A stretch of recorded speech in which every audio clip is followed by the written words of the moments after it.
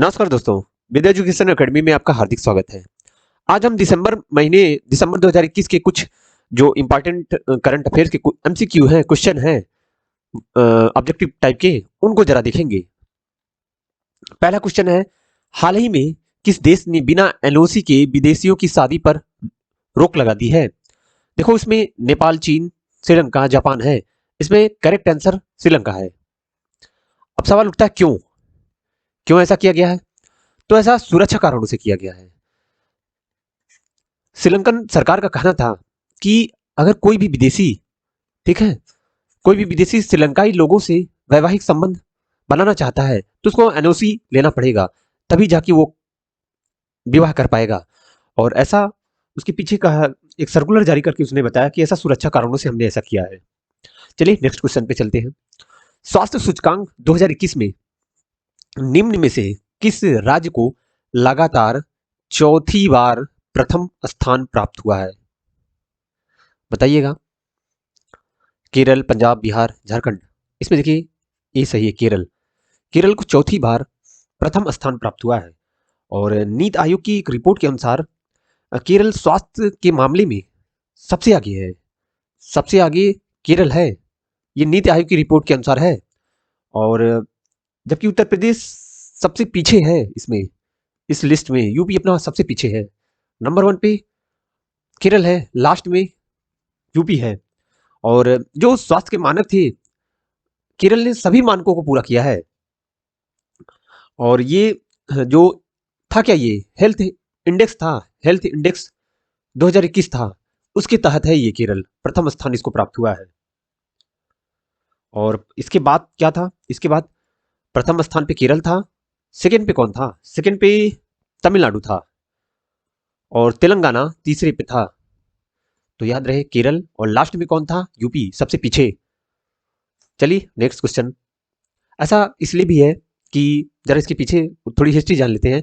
इसके पीछे ऐसा भी कि केरल कई बार देखो महामारियों से जूझा है, तो उसको इस चीज का अंदेशा हो गया है, और उसका हेल्थ इंफ्रास्ट्रक्चर बहुत ज्यादा बेहतर है। चाहे इबोला वायरस हो, चाहे कोविड के केसेस को टैकल करना हुआ। चलिए नेक्स्ट क्वेश्चन देखते हैं, ज्यादा डिस्कशन नहीं।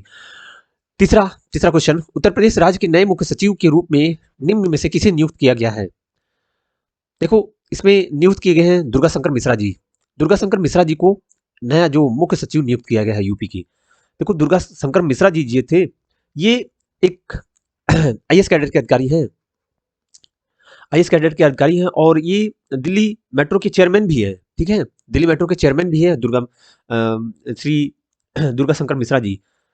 और यूपी और सेंट्रल में कई जगह पर ये अहम पदों पर रह भी चुके हैं दुर्गा शंकर मिश्रा जी। तो याद रहे, मुख्य सचिव के रूप में इन्हें नियुक्त किया गया है। अगले क्वेश्चन पे चलते हैं। केंद्रीय शिक्षा मंत्रालय और अखिल भारतीय तकनीकी शिक्षा परिषद की तरफ से जारी अटल नवाचार रैंकिंग 2021 में किस आईआईटी संस्थान को लगातार तीसरी बार शीर्ष स्थान प्राप्त हुआ है? उस आईआईटी का क्या नाम है? उस आईआईटी का नाम है आईआईटी मद्रास। देखो, आईआईटी मद्रास जो है लगातार इस रैंकिंग में शीर्ष स्थान पे है। और ये रैंकिंग जो की गई है किस चीज के लिए है? देखो, ये रैंकिंग है नवाचार। जो ये अटल नवाचार रैंकिंग होती है, तो आपको नवाचार से मतलब पता ही होगा, नवाचार प्लस जो है इंटरप्रेन्योरशिप के लिए। ठीक है, इंटरप्रेन्योरशिप।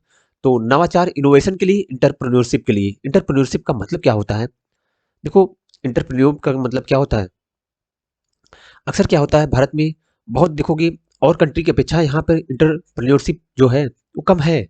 कम का मतलब यहाँ पे डिग्रियां तो मिल जाती हैं, लेकिन बच्चा जो है वो न उसमें उद्यमता रहती है, और न ही उसको इतना ट्रेनिंग दी जाती है, प्रैक्टिकल ट्रेनिंग, कि वो जाके फील्ड में जाके काम कर सके।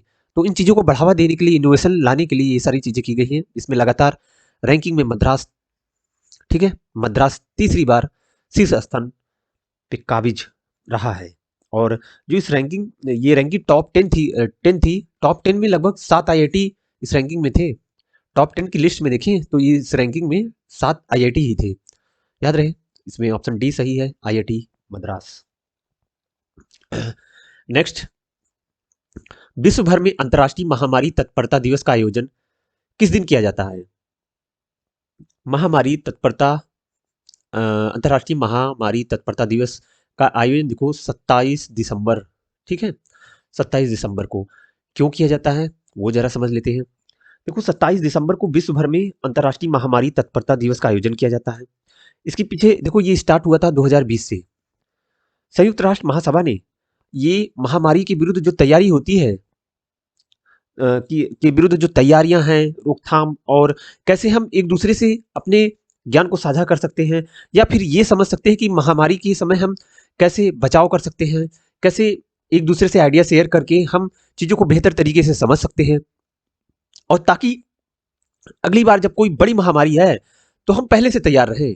कोविड-19 के समय देखो यही चीज़ हुई कि पूरे वर्ल्ड में देखो सबकी पोल खुल गई, किसके? स्वास्थ्य के मामले में। बहुत सारी कंट्री थी कि बहुत डेवलप लग रही थी कि बहुत विकसित देश है, लेकिन वहाँ पे उनका जो हेल्थ इंफ्रास्ट्रक्चर है, जो स्वास्थ्य का अधोसंरचना थी, वो बहुत कमज़ोर थी, जिसके कारण ही जो बहुत सारी डेथ हुई, उसी कारण हुई। तो इसीलिए ये अगली महामारी जब आए तो हम उस महामारी से बचने की स्थिति में रहें, ऐसी स्थिति दोबारा ना आए, इसीलिए ये दिवस मनाया जाता है और जागरूकता लाने के लिए, ताकि हम अवेयर हो सके, एक दूसरे से अपने ज्ञान को साझा कर सके। चलिए नेक्स्ट इंपॉर्टेंट फैक्ट देखते हैं इसमें। अगला क्वेश्चन देखते हैं, सॉरी अगला क्वेश्चन है छठा क्वेश्चन। किस देश की सरकार ने हाल ही में आगामी 3 वर्षों वर्ष 2025 तक देश में सभी परमाणु ऊर्जा संयंत्रों को बंद करने की घोषणा की है? वो है देखो बेल्जियम है, बेल्जियम ने, और ये 2022 से बंद करना स्टार्ट कर देगा बेल्जियम। चलिए अगले क्वेश्चन पे चलते हैं। तमिलनाडु सरकार ने महंगाई भत्ते को 17% से बढ़ाकर निम्न में से कितने प्रतिशत करने का निर्णय किया है? वो है, बताओ जरा आप। हम पिछली बार इन चीज़ों का डिस्कशन कर चुके हैं। इसमें है 31%। ध्यान देना, ये जो क्वेश्चंस हैं जो पिछली बार हमने करंट अफेयर्स आपसे चर्चा किया है, वहीं से ये क्वेश्चन बनाए गए हैं, पिछले हफ्ते के हैं, ताकि जो है पिछला वो आपका रिवाइज हो सके, आप रिकॉल कर सको उसको, क्वेश्चन के थोड़े बहुत जो इंपॉर्टेंट फैक्ट्स है वो हम यहाँ पे आपको बता पाएँ। तो 31% किया, ये बहुत देखो इंपॉर्टेंट नहीं, क्योंकि ये डेटा बहुत रिलेवेंट, जैसे ऐसा हो सकता है कि रिलेवेंट तो है ही है डेटा, इसको ऐसे कह सकते हैं कि जब तुरंत एग्जाम आपका हो तो इस टाइप के क्वेश्चन वहाँ पे आते हैं। बाकी अगर आपका एग्जाम 5-6 महीने बाद हो तो आने की उम्मीद ना ही समझो।